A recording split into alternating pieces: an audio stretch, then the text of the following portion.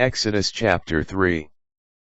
Meanwhile Moses was tending the flock of his father-in-law Jethro, the priest of Midian, leading the flock beyond the wilderness. He came to the mountain of God, Horeb. There the angel of the Lord appeared to him as fire flaming out of a bush. When he looked, although the bush was on fire, it was not being consumed. So Moses decided, I must turn aside to look at this remarkable sight. Why does the bush not burn up? When the Lord saw that he had turned aside to look, God called out to him from the bush, Moses, Moses. He answered, Here I am. God said, Do not come near. Remove your sandals from your feet. For the place where you stand is holy ground. I am the God of your father. He continued, the God of Abraham, the God of Isaac, and the God of Jacob. Moses hid his face, for he was afraid to look at God. The call and commission of Moses. But the Lord said, I have witnessed the affliction of my people in Egypt, and have heard their cry against their taskmasters. So I know well what they are suffering.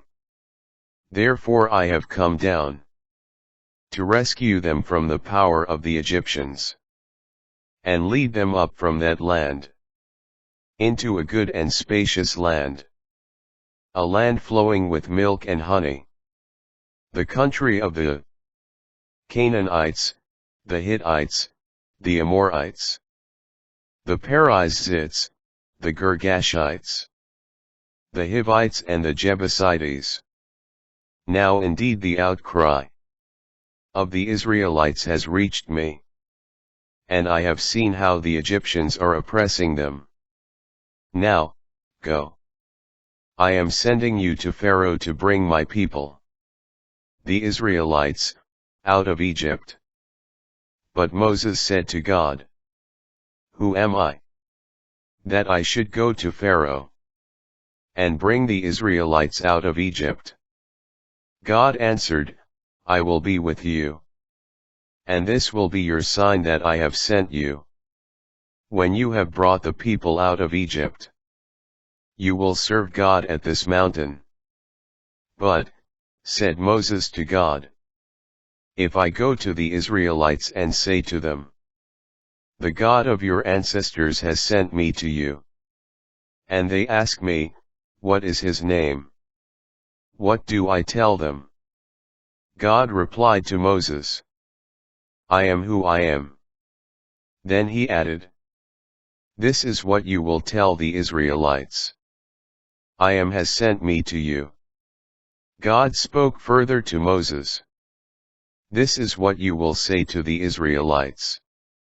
The Lord, the God of your ancestors, the God of Abraham, the God of Isaac, and the God of Jacob, has sent me to you. This is my name forever. This is my title for all generations.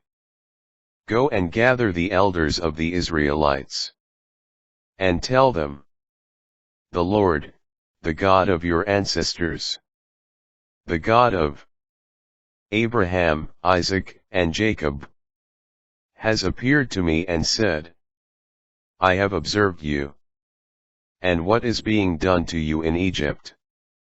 So I have decided to lead you up out of your affliction in Egypt, into the land of the Canaanites, the Hittites, the Amorites, the Perizzites, the Girgashites, the Hivites and the Jebusites, a land flowing with milk and honey.